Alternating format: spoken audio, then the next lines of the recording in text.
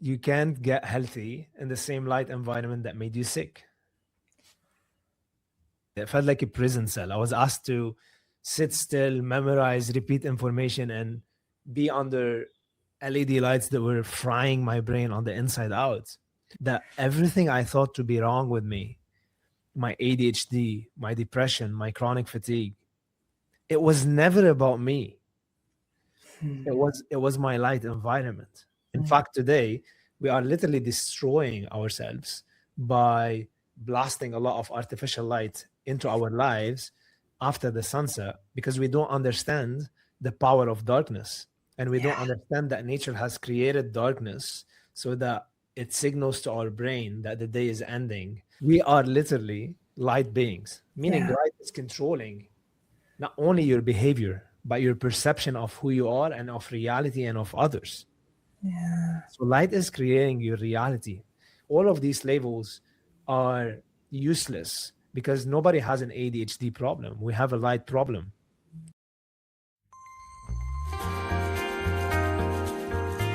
Welcome back to The Great Connect. Today, I invite you into a gorgeous conversation with an amazing man. So often, we are compelled by our unique circumstances of strife and challenge to change the world. And that is exactly what Roudy, the founder of VivaRays, has done. He took his own challenges in life and turned them into a passion project to help the world heal and receive the light we all deserve. In this conversation, we explore the ancient wisdom that has always existed, and yet in our modern world seems so far away. These are the exact conversations, resources, content, and knowledge we hope to provide to you in the Holistic Health Hub. This ancient wisdom that shouldn't be lost in our modern ways, and instead threaded together to enable us to thrive and live our healthiest lives. Join me and Roudy as he shares how he took his challenges and turned them into an amazing product to support others in connecting to that ancient wisdom. Let's jump into the conversation. Welcome to the Hello. Great Connect. Yes, great to connect as well. So excited for this conversation and for us to dig into all things light. Yep. And I was saying before we jumped on how enamored I am by your background and the beautiful light that is surrounding you today. So feels perfect for this conversation. Yes, absolutely. Yeah. Glorious for this conversation. Yes. So you clearly have a passion for light and how it impacts our body. I would love to hear, where did that passion come from for you? It came from, I would say, like deep suffering. Yeah. Okay. And I think it all started, there was a breakthrough moment for me. It was March 2017. Okay. It's 1 a.m. in the morning, and I'm laying down in bed next to my former partner in our dark basement in Canada, and I'm scrolling through my phone. And my former partner is sleeping, and I'm like sitting there like a zombie. The blue light is shining on my face, and my eyes are literally burning. And I'm feeling drained mentally and physically, Yeah. but I'm wired, Mhm. and I literally can't stop scrolling. Mhm. Now, suddenly, a video popped up on my feed, and as a scroller, I almost skipped it, but then something magnetized me to it. Yeah. Artificial light is killing us. And I'm sitting there squeezing my brain at 1 a.m., barely understanding what Dr. Jack Kruse is saying. But then I wake up the second morning, and there's this one sentence that keeps echoing in my mind. You can't get healthy in the same light environment that made you sick. And I was like, whoa, could this be the reason for everything I've been going through? Like the lack of energy, the constant fatigue, the depression. And this question led me to a 7 years odyssey where I was studying the light problem extensively. And often when I talk about the light problem, most people think, oh, he's probably going to tell me about why the blue light from my phone is hurting my eyes. And it's not what I'm going to talk about, because the light problem is a lot more nuanced than Mhm. simply avoiding screens 1 hour before bedtime Mhm. and wearing cheap generic blue blockers during the day. Yeah. And what I learned and experienced firsthand is that the quality of our life is entirely dependent on the quality of the spectrum of light that Yeah. is entering our eyes every single day. And I wish somebody had told me this when I was a kid at school, because growing up in Lebanon as a kid, I was labeled with ADHD, and I was seen as the kid who can't focus, the troublemaker. And the classroom literally left me drained. It felt like a prison cell. I was asked to sit still, memorize, repeat information, and be under LED lights that were frying my brain on the inside out. Yeah. So my only escape from that prison was becoming a crazy troublemaker. And by the time I was 17, I was asked to leave 7 different schools. So it was like a very turbulent time for me and my parents. And as I got older, I became exhausted from fighting and from resisting. And at that point, I did the most heartbreaking thing imaginable. I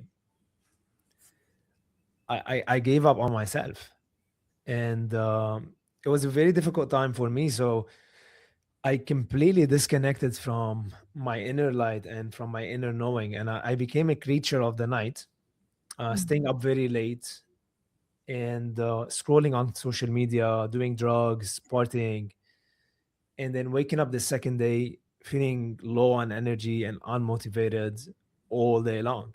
Mhm. And despite like making it to engineering school, and people around me would look at me, oh wow, like Rudy is just a successful, fit engineer on the outside. This is how it looked, but on the inside, I was literally drowning. I completely did not know why I'm here. I lost my sense of purpose, and Mhm. my health was declining very, very fast. And I even lost my job. And no matter what I tried, like martial arts, which I grew up doing, even climbing freezing mountains with Wim Hof at minus 20 degrees, not like I would get like glimpses of improvement, and nothing would last. And I tried every diet imaginable. So I Mhm. started with veganism, then shifted to carnivore diet, and then shifted to keto, and then ancestral diet. Mhm. And I was taking all of the best adaptogens and supplements for brain health and mitochondrial health, but still I literally like felt the same. So that's when I decided, whoa, like there's something that must change. I can't continue living my life like this. So I made the most radical decision in my life. I literally uh, decided to leave my career as an engineer, and I traveled to Canada on a tourist visa. And by the way, are you with me? You seem like frozen.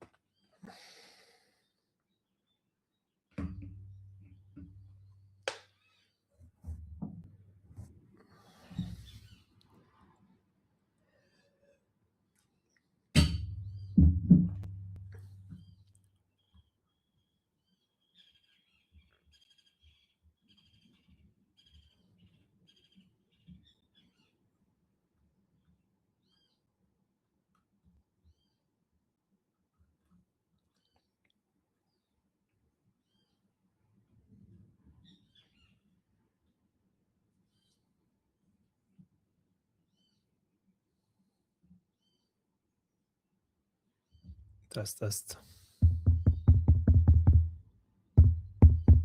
Hello.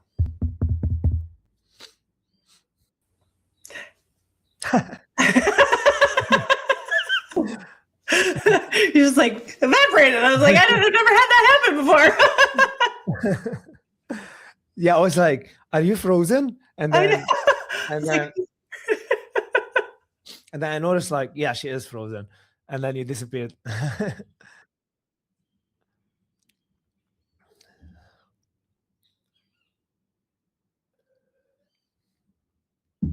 I think I lost you again.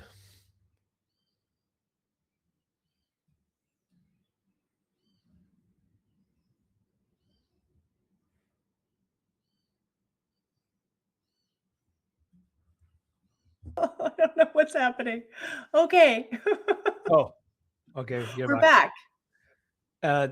Is it from your side or from my side? That time it showed that it was me. I have the ability to hide the incoming video so that, hold on, there's a problem uploading the video files.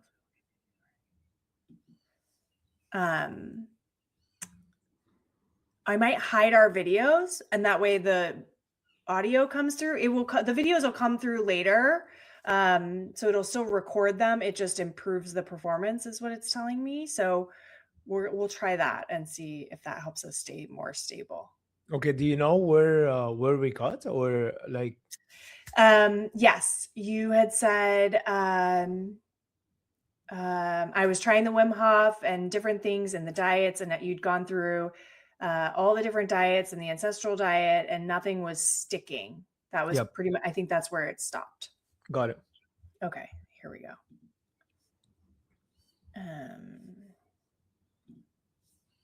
Okay, go ahead. Cool. So at that point, I decided to leave my career as an engineer and travel to Canada on a tourist visa to start a new beginning and really figure out my health journey. And 3 months later, I'd moved in with my former partner in our dark basement, the same place where I had watched that video about artificial lights. Yeah.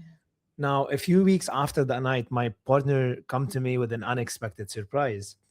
She says, "Rudy, listen, pack your stuff. We're going to volunteer on an organic farm in northern Quebec." And I'm like, my face is like pale yellow, like looking at her is like, what are you talking about? Like, how's going on a farm is going to help me with my health issues? Yeah. But then I had to trust her, and we ended up driving for 7 hours from Ontario to Quebec, and the car is literally bouncing on this dirt road. And when we arrive at night, there's no electricity, no artificial lights, and something that I haven't seen in many, many years, like a canopy of twinkling stars. So brilliant, like so alive. It felt literally like, wow, I'm coming home for the first time in my entire adult life. Yeah. So we set up our tent and went to bed. And on day one, was May 2017. I wake up, and every cell in my body doesn't want to be up.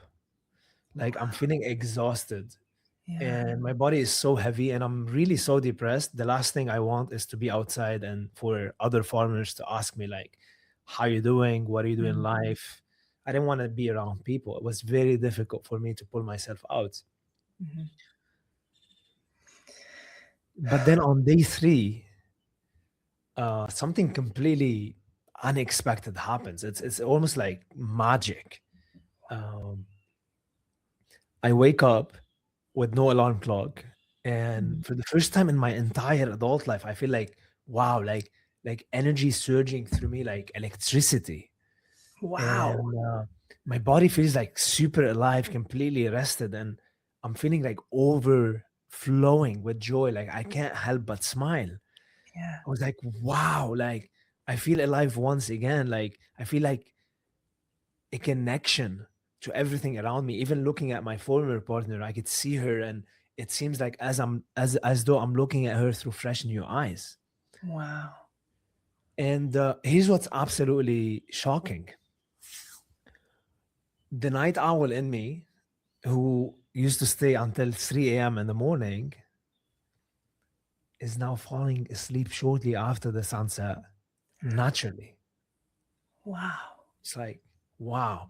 And what's even more shocking and surprising, one morning, as I was crouched over the ground weeding the crops, the farmer walks over to me and I feel his warm hand on my shoulder. He looks me in the eye. He says, Rudy, I truly admire how much focus you show on the field. And oh my God, like in this moment, I was like tearing up and I feel like chills traveling up and down my spine. It's like, what? Like, focus? Me? Are you talking to me? And then, like, I literally disappear and I have this deep moment of realization that everything I thought to be wrong with me, my ADHD, my depression, my chronic fatigue, it was never about me. It was my light environment. Mm-hmm. Mm-hmm. Mm-hmm. And yeah, it was a big moment for me. And you wouldn't believe what happened afterward. Yeah. Tell me. I after 6 weeks, I returned back to the city, Yeah. and within a matter of few weeks, it literally all comes crashing back at me. Like the fog, the exhaustion, the night owl tendencies. So in this moment, I realized, whoa, I'm not going back there. Mm-hmm. And I literally turned into a mad scientist with the farms becoming my laboratory. So for over like 4 or 5 years, I kept traveling back between the city and the farms, living with indigenous people in a way that is in complete alignment with nature's light and dark cycles. Mm-hmm. And I was documenting every shift in my sleep, in my energy, in my mood, and diving into the research, devouring every study I could find on the science of light. Yeah. And throughout that time, I start learning literally from experience by watching how I went from complete desperation to inspiration, and Mm-hmm. how my sleep was amazing. I'm waking up with a lot of energy, with a lot of motivation. I learned that the quality of our light is entirely controlling the quality of our life. Yeah. And as I started going back to the city, what I would notice is naturally, because of the artificial light exposure, it will confuse my brain about the time of the day. And what happens next is I would lose my rhythm. Whereas on the farm, I wouldn't like I would not need to think when to go to bed, when to wake up, when to eat, when to do work. All of Mm-hmm. this was working for me in the Mm-hmm. background as my circadian clock was working with clockwork precision because it's synchronized with nature. But Yeah. when I go to the city, all of this will disappear because after the sunset, I'll be exposed to artificial light, and they will confuse my brain into the time of the day, and my whole hormones will start shifting in the wrong direction. Yeah. So I start researching about a solution, and I learned about blue light blocking glasses. Yeah. And I was over the moon to learn that, oh wow, there is a technology that you could put on your face that Yeah. will filter the wrong frequency of light Yeah. at night so that your brain is not confused. And I ended up buying clear blue light blocking glasses Mm-hmm. for myself, my former partner, and my sister. Mm-hmm. And we wore them naively, thinking to ourselves that we just cracked the code to solving the light problem. Check. But then nothing happened after a week. And what I quickly realized, oh, these clear blue blockers, they were blocking the wrong frequency of light because essentially they block only blue purple light up to 420 nanometer.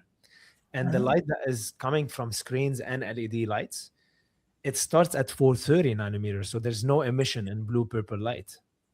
So it's like you're trying to rinse your quinoa in a pasta strainer. The quinoa will pass because it's the wrong filter. Yeah. And that led me to investigate more and learn about other blue light blocking glasses companies. Mm-hmm. And I start wearing those orange tinted lenses day and Mm-hmm. night, following the instruction of a company that I purchased the glasses from. Mm-hmm. And I started noticing some improvement in my sleep, but then the issue was that I start getting exhausted during the day at a time when I'm supposed to be at my best. And what I learned shortly is like, oh, this whole like blue light glasses bubble was very confusing because most people were speaking about blue light as something bad. And what I literally learned is that wasn't true, because Yeah. in nature, there's nothing good or bad. Yeah. Everything is relative.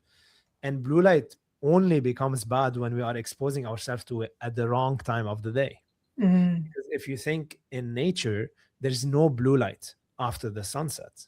The Yeah. only light that our ancestors have been exposed to is firelight and candlelight, which Mm. has no blue whatsoever. Mm. And that's only when blue light becomes bad. But also during the day, why is blue light bad? It's not because it is bad, it's because the way it's packaged in LEDs, it has a Mm. very narrow spike in blue that is Mm. not balanced and proportionate with the other frequencies of colors. Gotcha. Whereas in nature, when we get blue light always is symbiotically balanced with yellow, orange, red, and infrared light. So never throughout our evolution we were exposed to a narrow spike of blue without the Mhm. other colors that will balance it out. Mm. And why is that important? Because it turns out that blue light in isolation at 455 nanometer, it increases reactive oxygen species and inflammation in our mitochondria. So blue light is degenerative in nature. But why is blue light not bad in nature? Because it's balanced with the regenerative colors. So you Mhm. have regenerative coming together, and they Mm. void each other out. Mm. Whereas when we're sitting under LED lights during the day, Mhm. most people start experiencing headaches, eye strain, Mm. and agitation. And that Mm. is directly caused by how this 455 nanometer frequency increases inflammation in our mitochondria. And therefore, what is the solution? And this is what inspired me to start this journey, because I was like, okay, there's a lot of missing gaps, Yeah. and there's a lot of products that are not blocking the right amount of light at the right time of the day. Yeah. So I ended up meeting an optical engineer from Florida who heard about all my discoveries and stories, and he agreed to help me. And after 9 months of failing over and over again, we figured out the first circadian set that Okay. has three different lenses for three different times of the day. And the basis of it is that it blocks the right amount of light at the Mhm. right time of the day. Love that. It's brilliant. Before we jump back in, I want to tell you about an upcoming 3-part virtual series connecting astrology, personal reflection, and everyday life. With each new moon cycle, Nick Chorin-Pavic and Ruth Bazina host recentering circles, gentle invitations to slow down, check in with yourself, and reflect on what's shifting in your life. Each cycle has a new theme, and this one is raw. It's about those pivotal moments when life strips back the layers and shows you what's really there underneath. Starting with the March 21st new moon, you'll experience guided reflection, journal prompts, and meaningful conversations inside a supportive circle. If this sounds like something you'd love right now, you can find Recentering Circles raw inside the Holistic Health Hub. Now back to our conversation. Yeah. The thing that struck me most in what you were saying is,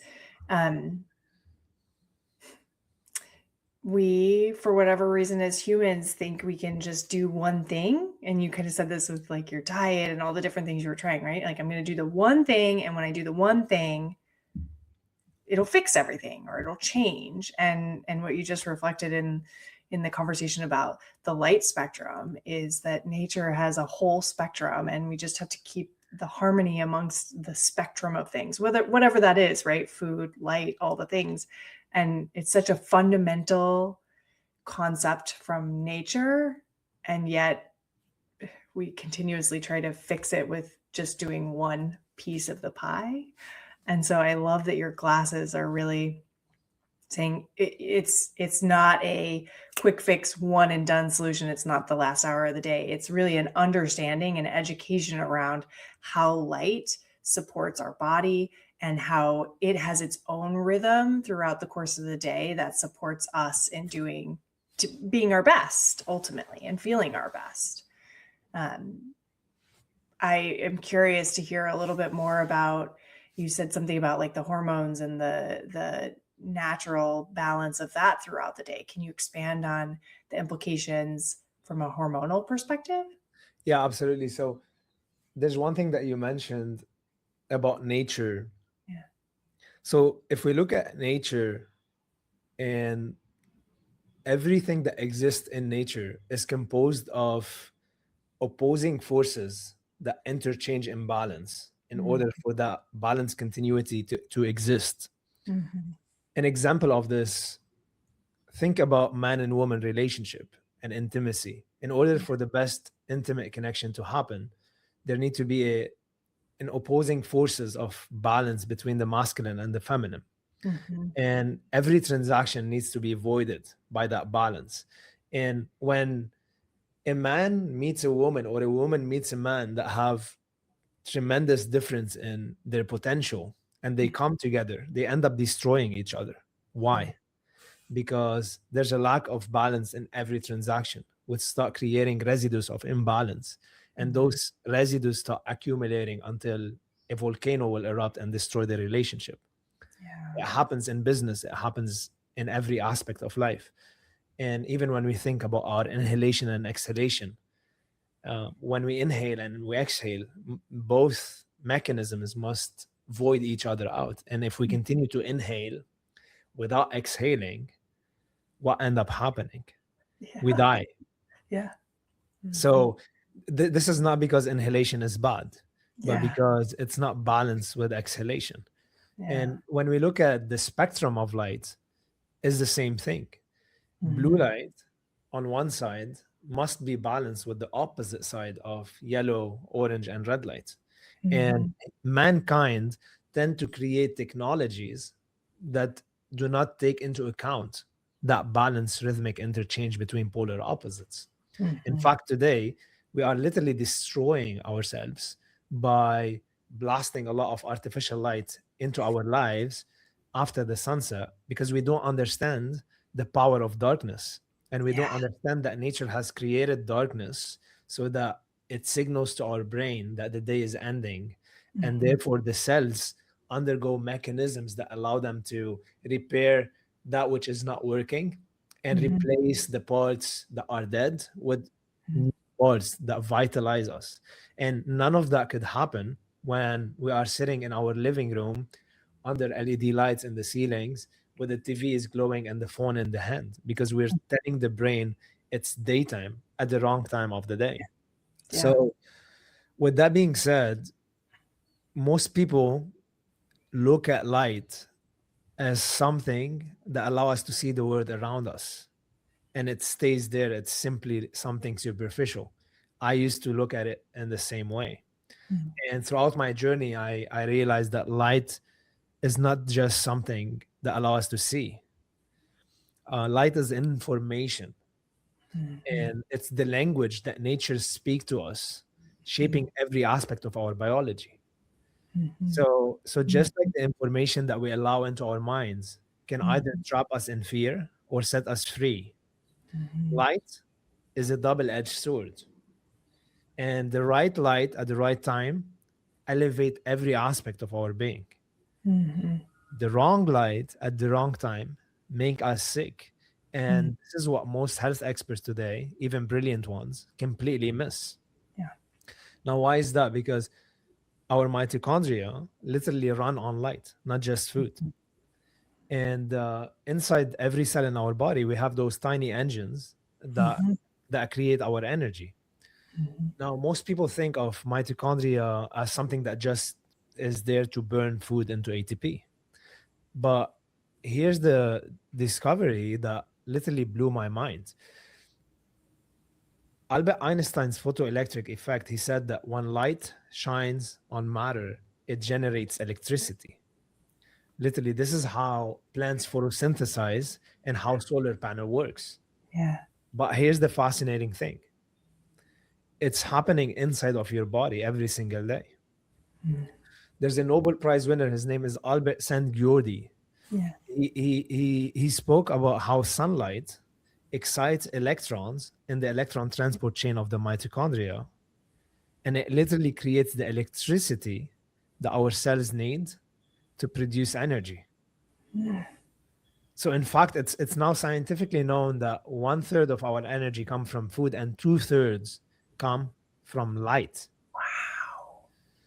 So if you think about this, most of us have been like overly obsessing Yeah. over other practices, but we're missing the light piece of the puzzle. And Mm-hmm. we know that back in 2017, Dr. Douglas Wallace, he won an award for confirming that more than 90% of modern chronic diseases originate in the mitochondria. And that Mm-hmm. includes anxiety, depression, fatigue, and loss of productivity. Now, what's the number one thing that is breaking our mitochondria? It's not what most people think about. It's Mm-hmm. actually light, but also not light, the lack of darkness. And why is that? Because not only mitochondria need light during the day, they need darkness at night in order to undergo mitophagy, Yeah. which is the process of replacing old mitochondria with new mitochondria. Mm-hmm. And it turns out that our body has a phenomenal capacity to essentially replace a lot of those old mitochondria with new ones, especially in highly metabolic organs like the brain, the eyes, the gut. We could replace a lot of those mitochondria. However, anytime we are sitting at night and we're exposing our eyes to blue and green light, it completely destroys that signaling that allow the mitochondria to renew themselves. And Mm-hmm. therefore we start running into issues. Now, you asked me about light and hormones. Yeah. And I want to briefly touch on something that most people don't realize. And when I realized what I'm about to share, it hit me so deep because for the first time I saw clearly that light creates reality. How Okay. is that possible? Yeah. E equal mc squared by Albert Einstein, the law of relativity. And this equation is a very powerful equation. And what it's telling us is that light and matter are interchangeable. Okay, so light becomes matter. Think about photosynthesis, where light becomes sugar, sugar becomes leaves, leaves become branches, and branches become trees. Mm-hmm. So you have high volume, low potential sunlight radiating out into space, and that is compressing centripetally into low volume, high potential matter. Now, here's what's absolutely fascinating, and this is the law of love and the law of balance in nature. Yeah. Nature never takes, but it always gives for the purpose of re-inspiring and equal re-giving. Now, what does this mean? Matter turns back into light. That which becomes matter is equally re-given back into the ether to turn back into light. And we see this when you burn the wood. It Yeah. releases an enormous amount of light and energy that returns back to the sun. So what does all of this mean? We are literally light beings. Those bodies that we think about as matter, as solid, they're but light waves. And the earth itself, everything around us in this moment, is but light that is essentially compressed into matter. So with this being said, this literally translates into how light is being converted into our eyes. Yeah. Because we have a substance in our eyes called the vitreous EDI. It's composed of water, collagen, and acid. When light hits our eyes, it's being slowed down by this substance, and the energy of light is being used to produce and manufacture all of the hormones and neurotransmitters that control the way we think, the way we feel, and the way we act. I'm Mm. gonna say what those neurotransmitters are, but if you think about it for a moment, light is controlling the way you think, feel, and act. Meaning, Yeah. light is controlling not only your behavior but your perception of who you are and of reality and of others. Yeah. So light is creating your reality. When light enters your eyes, the amino acid tyrosine turns into dopamine. And dopamine is this miraculous molecule that allows you to zoom out and see the bigger picture in life. Mm-hmm. It allows you to sit up and pay attention. Mm-hmm. It allows you to have the motivation and creativity to pursue your deepest desires and goals. Mm-hmm. Now, what does this mean to most people today? You and I could agree that we have an epidemic of people who are not able to pay attention. We call them ADHD, ADD, or whatever. All of these labels are useless because nobody has an ADHD problem. We have a light problem. And most people today struggle to set a goal and achieve it because they lack the motivation. And what most people don't know is Dr. Samir Hitar, he published certain papers showing the very little amount of blue and green light entering our eyes after the sunset at the wrong time. It ends up activating an area in the brain called the habenula, known as the disappointment center. And what this means, people wake up the second day with less dopamine in their system. They feel unsatisfied and unmotivated to go after what they want in life. So there's like this combination between lack of sunlight, and especially that most people go outside and wear sunglasses today, combined with overexposure to artificial light at night that is destroying our dopamine. Now, sunlight turns into serotonin, sunlight turns into melatonin, and it turns into beta endorphins, natural painkiller and feel good hormones. So there's all these hormones that are programmed by sunlight and that also demand a balanced interchange between light and darkness for that hormonal system to be working properly in an equilibrium and in a balanced way. Mm-hmm.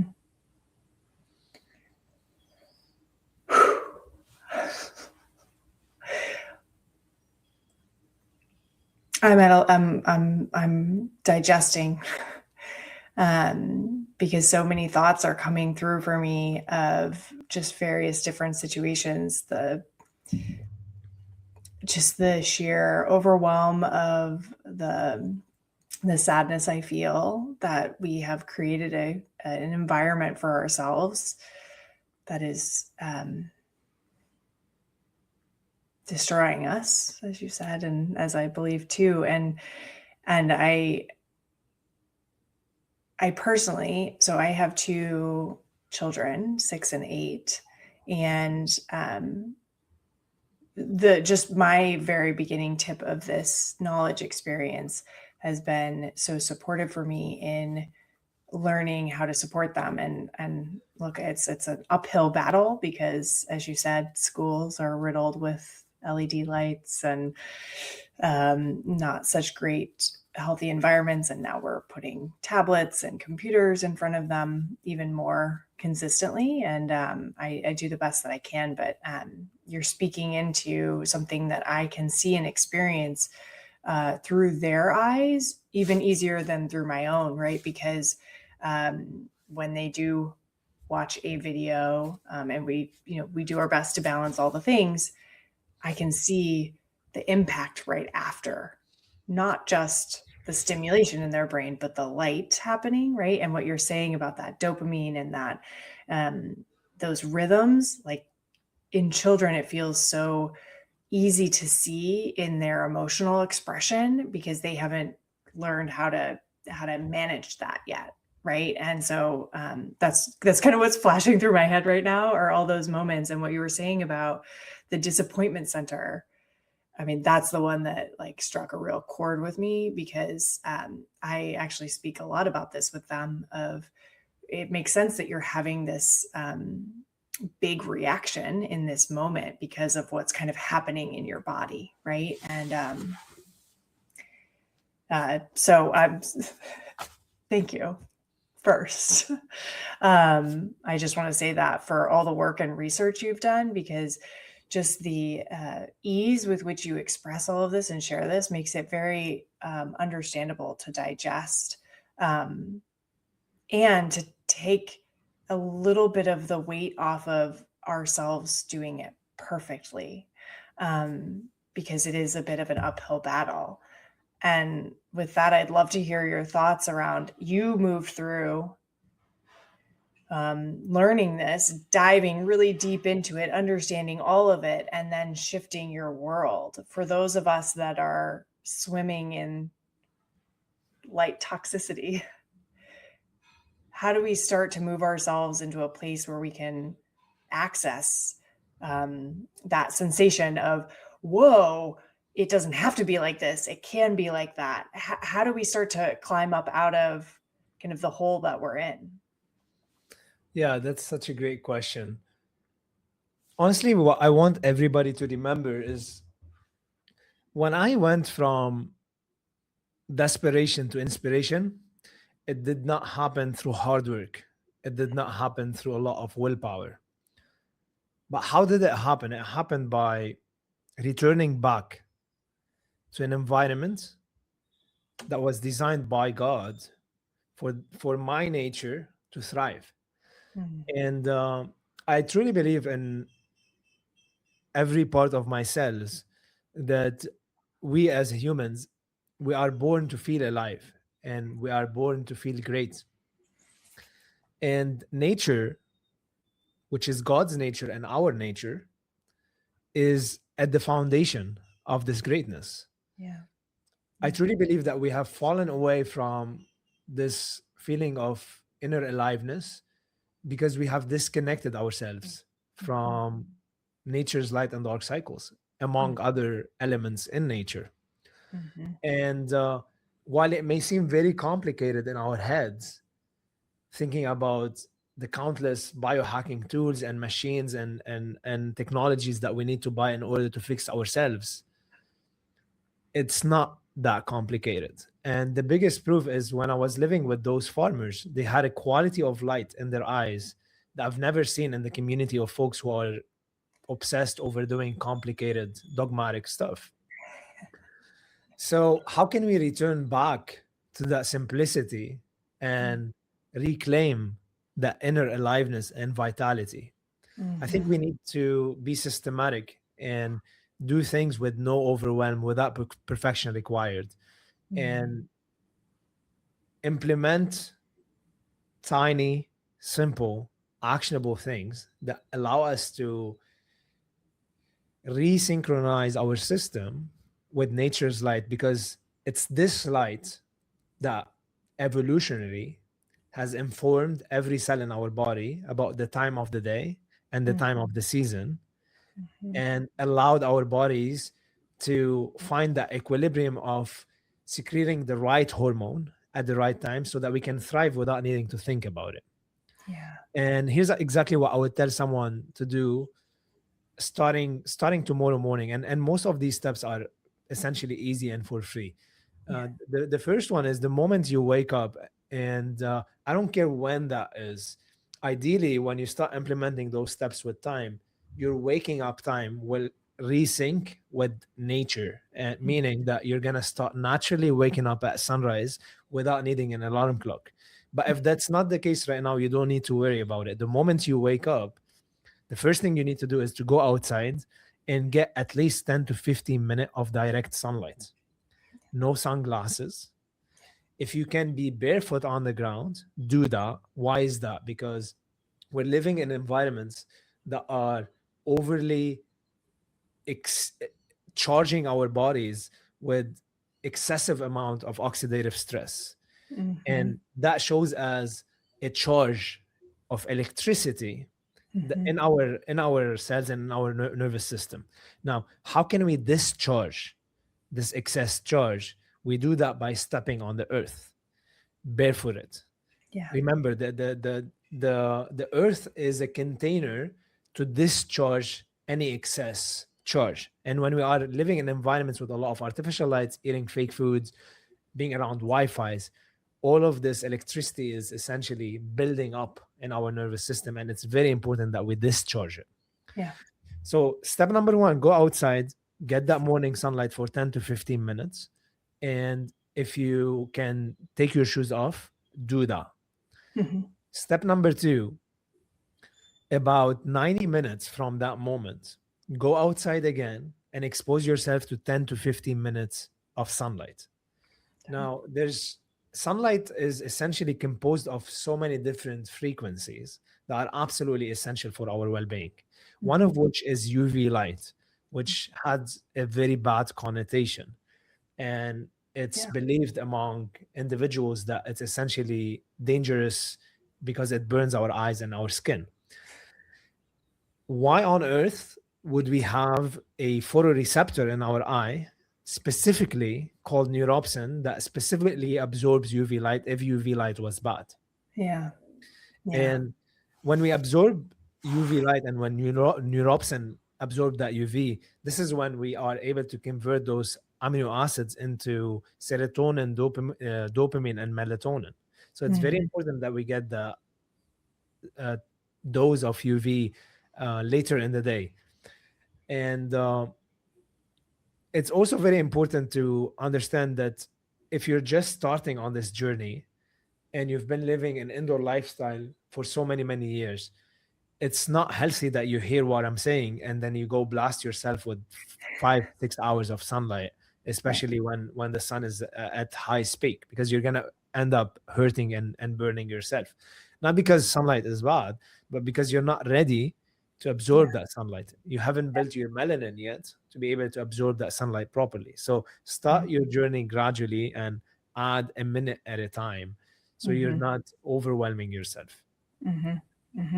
Step number 3 is getting UVB light, which essentially UVB is the compound that allow you to make vitamin D, which supports your immune system, among other things.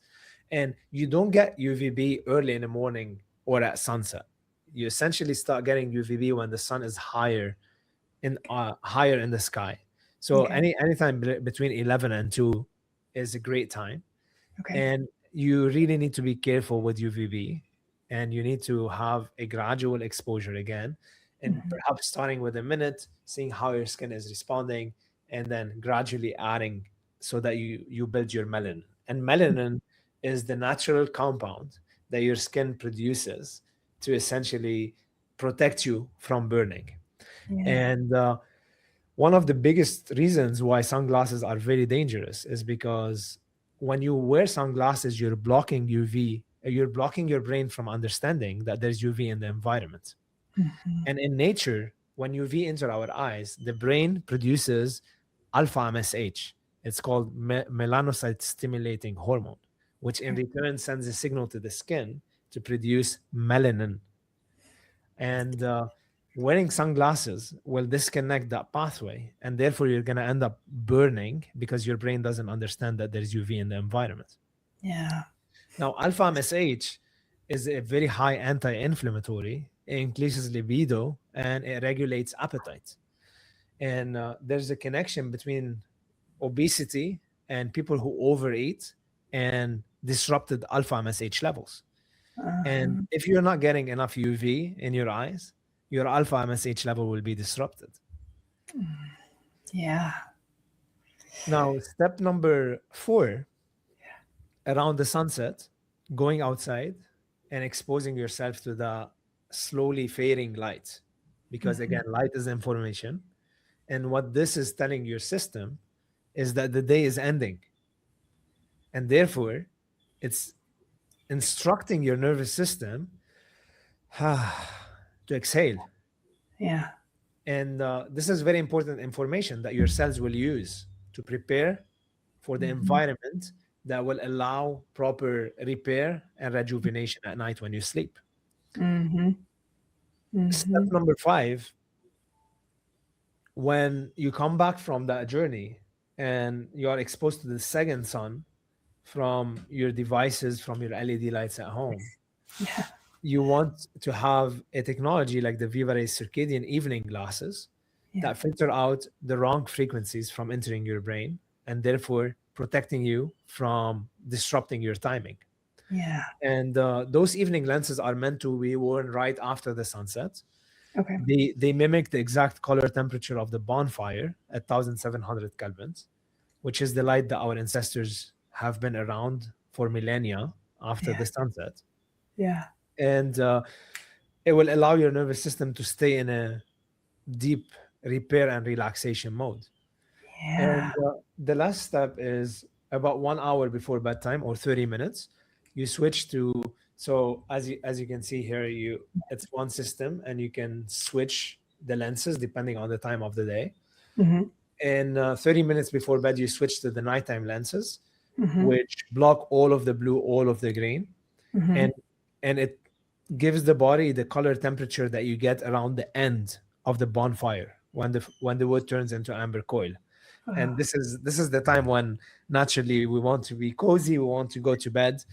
And hormonally, what this does is it optimizes your melatonin, your sleep hormone, yeah. and Okay. protects your growth hormone production at night. Because what so many people don't know is growth hormone production is linked to melatonin production and is linked to proper darkness after the sunset. Hmm. I just personally love the visual of like the fire and sitting around the fire and watching the fire die, and that being a natural, like, and now it's time to go to bed. And the other like experience that I'm having as you're describing that is, oh, I don't have to go to bed as soon as the sun sets. I'm not used to that rhythm. And we weren't always going directly to bed when the sun set, but we did Yes. have fire and we had this communal experience around the fire and that light and that Yes. coziness and that experience. And it's just literally warming my heart. And this moment of like, thinking about that experience and also the relief of the pressure that I don't have to figure out how to go to bed at 7 o'clock at night Yeah. in the world that I live in, right? And that's fine and natural, actually. So I love that. Yes. And this is exactly why we created the evening lens between the daytime and the nighttime lens. Yeah, yeah, Because during the fall and the winter, the sun sets really, really early. And if you were to put the nighttime lenses at 4 p.m. when the sun sets, it's going to make you very sleepy by 5 p.m. Our clients call this the sleeping pill for a reason. It literally makes you super sleepy. So it's not practical that somebody would go to bed at 5. And yeah, that's why we created the transition as the yeah. evening lens that allow the smooth transition during winter and fall. Oh, I love that. I love that. Wow.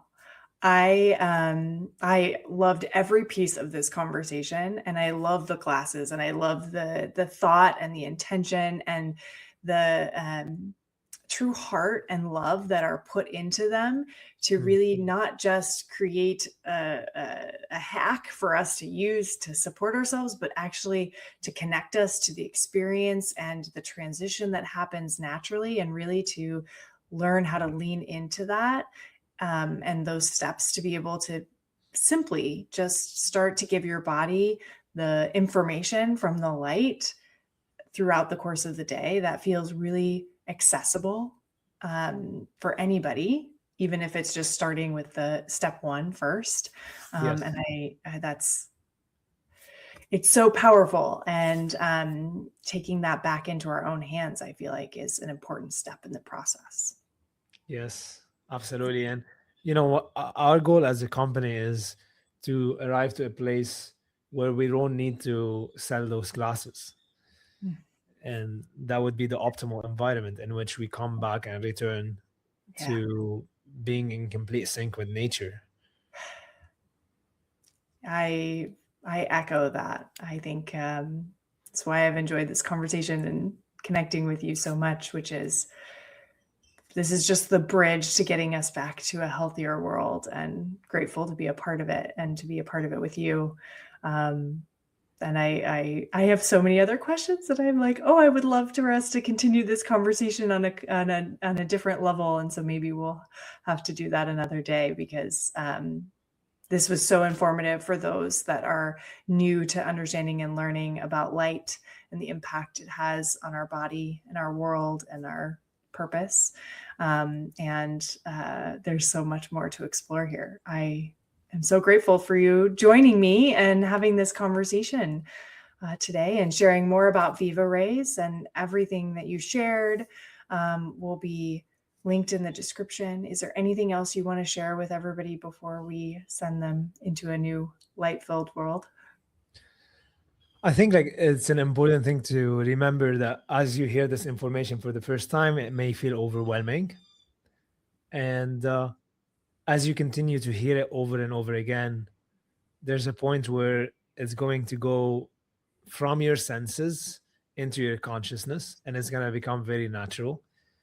It's very important that you start taking baby steps, step by step. And as you mentioned, if you were to implement 1 or 2 steps from all the steps, is start with morning sunlight and block artificial light after the sunset. Those would be like the most 2 fundamental ones. And then slowly you could start adding some other steps.